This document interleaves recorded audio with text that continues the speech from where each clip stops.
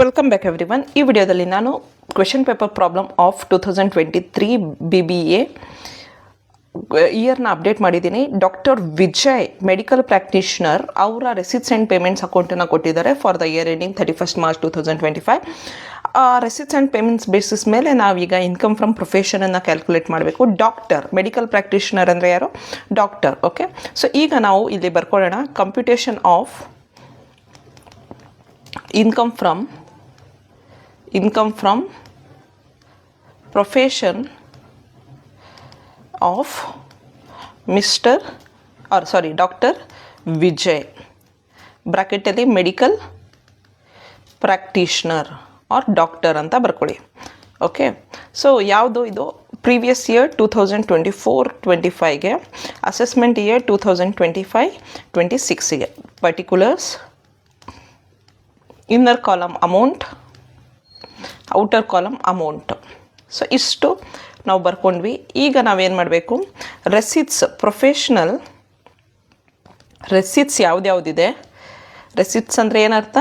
ಯಾವ ಅಮೌಂಟು ಬಂದಿದೆ. Receipts R incomes ಅಂತ ಹೇಳ್ಬೋದು ನಾವು. Okay, receipts are income, professional receipts are income. ಅದು ಯಾವ್ದು ನೋಡೋಣ. ಇಲ್ಲಿ ಬನ್ನಿ, ರೆಸಿಟ್ಸ್ ಕೊಟ್ಟಿದ್ದಾರೆ ಕ್ವೆಶನಲ್ಲಿ. ಟು ಬ್ಯಾಲೆನ್ಸ್ ಬ್ರಾಡ್ ಡೌನ್, ಅದೇನು ಬರೆಯೋ ಹಾಗಿಲ್ಲ. ಟು ಕನ್ಸಲ್ಟೇಷನ್ ಫೀಸ್, ಇದು ಬ್ಯಾಲೆನ್ಸ್ ಬ್ರಾಡ್ ಡೌನ್ ಅಂದರೆ ಹೋದ ವರ್ಷದ್ದು ಈ ವರ್ಷ ತಂದಿದ್ದಾರೆ ಅಂತ. ಹೋದ ವರ್ಷದ್ದು ಈ ವರ್ಷ ತಂದಿದ್ದಾರೆ ಅಂದರೆ ಹೋದ ವರ್ಷದ್ದು ಆಲ್ರೆಡಿ ನಾವು ಟ್ಯಾಕ್ಸ್ ಪೇ ಮಾಡಿಬಿಟ್ಟಿದ್ದೀವಿ, ಅದಕ್ಕೆ ಅದನ್ನೇ ಮತ್ತೆ ಟ್ಯಾಕ್ಸ್ ಪೇ ಮಾಡಲ್ಲ. ಈಗ ಯಾವುದಕ್ಕೆ ಟ್ಯಾಕ್ಸ್ ಪೇ ಮಾಡಬೇಕು ಅದ್ರದ್ದು ರೆಸಿಟ್ಸ್ ಆ್ಯಂಡ್ ಪೇಮೆಂಟ್ಸ್ನ ಮಾತ್ರ ಕನ್ಸಿಡರ್ ಮಾಡಬೇಕು. ಫಸ್ಟು ಟು ಕನ್ಸಲ್ಟೇಷನ್ ಫೀಸ್ ಅಂತ ಕೊಟ್ಟಿದ್ದಾರೆ. ಸೊ ಕನ್ಸಲ್ಟೇಷನ್ ಫೀಸು,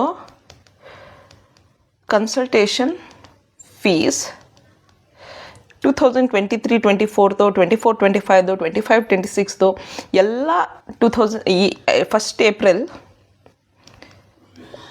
2024 ಮತ್ತು ಟಿಲ್ 31st March 2025ವರೆಗೂ ಯಾವ್ಯಾವ ಇನ್ಕಮ್ಸು ಎಕ್ಸ್ಪೆನ್ಸಸ್ಸು ಬರುತ್ತೆ. ಯಾಕಂದರೆ ನಾವಿಲ್ಲಿ ಕ್ಯಾಶ್ ಬೇಸಿಸ್ ಮಾಡ್ತಾಯಿದ್ದೀವಿ. ಓಕೆ, ಕ್ಯಾಶ್ ಬೇಸಿಸ್ ಮಾಡ್ತಾಯಿದ್ದೀವಿ.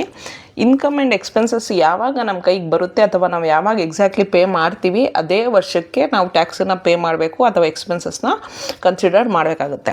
ಸೊ ಈಗ ನಮಗೆ ಹಣ 2023-24 ಈ ಮಧ್ಯದಲ್ಲಿ ಬಂದಿದೆ. ಓಕೆ, 24-25 ಈ ಮಧ್ಯದಲ್ಲಿ ಬಂದಿದೆ. 25-26 ಅಡ್ವಾನ್ಸ್ ಆಗೇ ಬಂದುಬಿಟ್ಟಿದೆ ನಮಗೆ. ಅಂದರೆ ಇಲ್ಲಿ ವಿಜಯ್ಗೆ ಒಂದು ಲೇಟ್ ಪೇಮೆಂಟ್ ಬಂದಿದೆ, ಒಂದು ಆನ್ ಟೈಮ್ ಪೇಮೆಂಟ್ ಬಂದಿದೆ, ಒಂದು ಅಡ್ವಾನ್ಸ್ ಪೇಮೆಂಟ್ ಬಂದಿದೆ. ಈ ಮೂರೂ ಕೂಡ ಕನ್ಸಿಡರ್ ಮಾಡಬೇಕು. 2023-24 40,000, 2024-25 75,000, ನೆಕ್ಸ್ಟ್ 2025 ಮತ್ತು 26 12,000. ಇದು ಕ್ಯಾಶ್ ಬೇಸಿಸ್ ಮತ್ತು ಅಕ್ರೂಯಲ್ ಬೇಸಿಸ್ದೇ ಸಪ್ರೇಟ್ ವಿಡಿಯೋ ಮಾಡಿದ್ದೀನಿ. ಆ ವಿಡಿಯೋನ ಕ್ಲಿಯರಾಗಿ ವಾಚ್ ಮಾಡಿ, ನಿಮಗೆ ಎಕ್ಸಾಮಿನೇಷನಲ್ಲಿ ತುಂಬ ಹೆಲ್ಪ್ ಆಗುತ್ತೆ. ಈ ಕಾನ್ಸೆಪ್ಟ್ ಕ್ಲಾರಿಟಿ ಇದ್ದರೆ ನಿಮಗೆ ಎಕ್ಸಾಮಿನೇಷನಲ್ಲಿ ಚೆನ್ನಾಗಿ ಮಾಡ್ಬೋದು ನೀವು. ಆಮೇಲೆ 2 ಮಾರ್ಕ್ಸ್ಗೂ ಕೂಡ ನಿಮಗೆ what is the meaning of a cash basis of accounting as per income tax rules ಅಂತ ಕೇಳ್ಬೋದು. Or accrual basis or mercantile basis ಅಂತ ಏನು ಕರಿತೀವಿ ನಾವು, ಅಕ್ರೂಯಲ್ ಬೇಸಿಸ್ನೇ ಮರ್ಕೆಂಟೈಲ್ ಬೇಸಿಸ್ ಅಂತ ಕರಿತೀವಿ. ಅದ್ರ ಬಗ್ಗೆನೂ ನಿಮಗೆ ಕ್ವೆಶನ್ ಬರ್ಬೋದು. ಆರ್ 5 ಮಾರ್ಕ್ಸ್ಗೆ differentiate between cash basis of accounting versus accrual basis of accounting ಅಂತಲೂ ಕೇಳಬಹುದು. ಓಕೆ, ಸೊ ಇದು ಕನ್ಸಲ್ಟೇಷನ್ ಫೀಸು 3 ವರ್ಷದ್ದು ಕೂಡ ಈ ವರ್ಷ ಬಂದಿದೆ. ಏಪ್ರಿಲ್ 2024 ಮತ್ತು 31st March 2025 ಮಧ್ಯದಲ್ಲಿ ಯಾವಾಗಲೂ ಬಂದಿದೆ. ಅದಕ್ಕೆ ಅದನ್ನು ಫುಲ್ 3 ವರ್ಷದ್ದನ್ನು ನಾವು ರೆಸಿಟ್ಸ್ ಅಂತಲೇ ಕನ್ಸಿಡರ್ ಮಾಡ್ತಾ ಇದ್ದೀವಿ. ಇಂಟ್ರೆಸ್ಟ್ ಆನ್ SB ಅಕೌಂಟು ನೋಡಿ, interest on SB account this is income from other source ಆಗುತ್ತೆ. Income from other source. Okay, next gift from patients. So gift from patients is actual receipts for a doctor. Okay, gift from patient 10,000 ರೂಪಾಯಿ gift ಕೊಟ್ರಂತೆ patient. So ಇಷ್ಟು receipts ಆಯಿತು. So ಈಗ ಎಷ್ಟು total professional receipts ಎಷ್ಟು ಅಂತ ನೋಡೋಣ. Total professional ರೆಸಿಟ್ಸು 40,000, 75,000, 12,000 and 10,000 ಇಷ್ಟು ನಾವು ಆ್ಯಡ್ ಮಾಡಬೇಕು. 40,000 ಪ್ಲಸ್ 75,000 ಪ್ಲಸ್ 12,000 ಪ್ಲಸ್ 10,000 ಸೊ ಇಷ್ಟನ್ನು ಆ್ಯಡ್ ಮಾಡಿದ್ರೆ 1,37,000 ಬರ್ತಾ ಇದೆ. ನೀವು ಆ್ಯಡ್ ಮಾಡಿ ಚೆಕ್ ಮಾಡಿ. ಇನ್ ಕೇಸ್ ಏನಾದರೂ ನಾನು ಟೋಟಲಿಂಗ್ ಮಾಡೋದ್ರಲ್ಲಿ ಏನಾದರೂ ಮಿಸ್ಟೇಕ್ಸ್ ಇದ್ದರೆ ಕಮೆಂಟ್ ಮಾಡಿ. ಓಕೆ, ನೆಕ್ಸ್ಟ್ ಲೆಸ್ ಏನು ಪ್ರೊಫೆಷ್ನಲ್ ಪೇಮೆಂಟ್ಸ್ ಆರ್ ಎಕ್ಸ್ಪೆನ್ಸಸ್ ಏನಿರುತ್ತೆ ನೋಡಿ, ಪೇಮೆಂಟ್ಸ್ ಆರ್ ಎಕ್ಸ್ಪೆನ್ಸಸ್ ಅದನ್ನು ಡಿಡಕ್ಟ್ ಮಾಡಬೇಕು. ಅದರಲ್ಲಿ ಈಗ ಬೈ ಕ್ಲಿನಿಕ್ ರೆಂಟ್ ಅಲೌಡ್ ತಾನೆ? Yes, clinic rent is a expense. ಅದರಲ್ಲಿ 2023-24 20,000 ರೂಪಾಯಿ ಪೇ ಮಾಡಿದ್ದಾನೆ. ಆಯಿತು, ಡನ್. 2024-25 20,000 ಪೇ ಮಾಡಿದ್ದಾನೆ, ಅದ್ರದ್ದು ಓಕೆ. 2025-26 20,000 ಪೇ ಮಾಡಿದ್ದಾನೆ, ಅದ್ರದ್ದು ಓಕೆ. ಸೊ ಇಷ್ಟು ಪೇ ಮಾಡಿರೋದಕ್ಕೆ ಈಗ ಎಷ್ಟಾಯಿತು? 60,000 ರುಪೀಸ್ ಆಗಿದೆ. ಅದು ರೆಂಟು ಇರಲಿ. ನೆಕ್ಸ್ಟು ಸ್ಯಾಲ್ರಿ ಟು ನರ್ಸು, ಅದು allowable. Salary to nurse is a professional expense. Okay, ಎಷ್ಟು? 20,000, ಅದು done. Purchase of surgical equipment ನೋಡಿ, ಸರ್ಜಿಕಲ್ ಇಕ್ವಿಪ್ಮೆಂಟ್ ಮತ್ತೆ ಈ ಕ್ವೆಶನಲ್ಲೂ ಬಂದಿದೆ, ಪ್ರೀವಿಯಸ್ ಕ್ವೆಶನಲ್ಲೂ ಬಂದಿತ್ತು. ಇಟ್ಸ್ ಅ ಕ್ಯಾಪಿಟಲ್ ಎಕ್ಸ್ಪೆಂಡಿಚರ್ ಆಗುತ್ತೆ. ಈ 50,000 ನಾವು ಎಕ್ಸ್ಪೆನ್ಸಸ್ ಅಂತ ಕನ್ಸಿಡರ್ ಮಾಡೋಕ್ಕಾಗಲ್ಲ. ಅದಕ್ಕೆ ಡಿಪ್ರಿಸಿಯೇಷನ್ ಕೊಡಬೇಕಾಗುತ್ತೆ. Depreciation on surgical equipment. So depreciation ಎಷ್ಟು?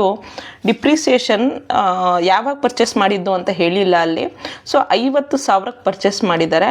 ಸರ್ಜಿಕಲ್ ಇಕ್ವಿಪ್ಮೆಂಟ್ಸ್ ಮೇಲೆ 15% ಆದರೆ 50,000ಗೆ 15%, 50,000 ಇಂಟು 15% ಅಂದರೆ 7,500 ರುಪೀಸನ್ನು ಡಿಪ್ರಿಸಿಯೇಷನ್ ಆಗಿ ಕೊಡ್ಬೋದು.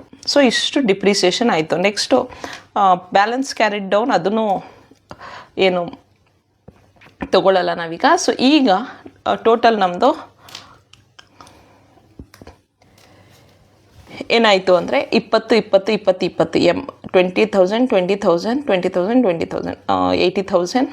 80,000 ಪ್ಲಸ್ 87,500.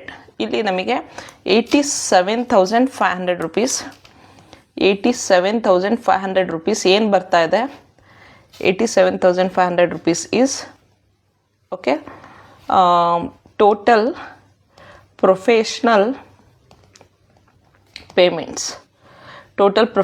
ಪೇಮೆಂಟ್ಸ್ ಎಷ್ಟಾಗಿದೆ? 87,500. ಈಗ ನಾವೇನು ಮಾಡಬೇಕು? ಇನ್ಕಮ್ಸಿಂದ ರೆಸಿಟ್ಸಿಂದ ಪೇಮೆಂಟ್ಸನ್ನು ಮೈನಸ್ ಮಾಡಬೇಕು.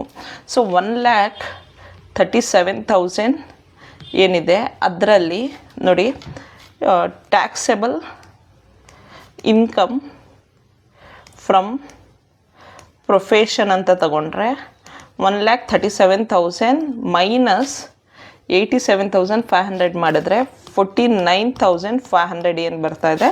This is taxable income from profession. So ಇಷ್ಟು ಈ ಪ್ರಾಬ್ಲಮ್ ರಿಲೇಟೆಡ್ ಆಗಿ ಸೊಲ್ಯೂಷನ್ ಮಾಡಿದ್ದೀನಿ. ನೀವಾಗೆ ಸಾಲ್ವ್ ಮಾಡಿ. ಅದಕ್ಕೆ ರಿಲೇಟೆಡ್ ಏನು ಅಡ್ಜಸ್ಟ್ಮೆಂಟ್ಸ್ ಕೊಟ್ಟಿಲ್ಲ. ಇನ್ನು ಅಡ್ಜಸ್ಟ್ಮೆಂಟ್ಸ್ ಏನಾದರೂ ಕೊಟ್ಟಿದ್ರೆ ಹೇಗೆ ಅಂತ ನಾವು ಮಾಡ್ತಾ ಇದ್ದೀವಿ ಪ್ರಾಬ್ಲಮ್ಸು. ಎಲ್ಲ ರೀತಿಯ doctor related, advocate related, chartered accountant related ಏನೇನು ಪ್ರೀವಿಯಸ್ ಇಯರಲ್ಲಿ ಕ್ವೆಶನ್ಸ್ ಕೇಳಿದಾರೋ ಆ ಎಲ್ಲ ಕ್ವೆಶನ್ಸನ್ನು ಕೂಡ ನಾನು BCom BBAದು ಎರಡೂ ಸಾಲ್ವ್ ಮಾಡ್ತಾ ಇದ್ದೀನಿ. So that for the upcoming examination you should be 100% ready. Okay, done. All the best for your examination. Thank you.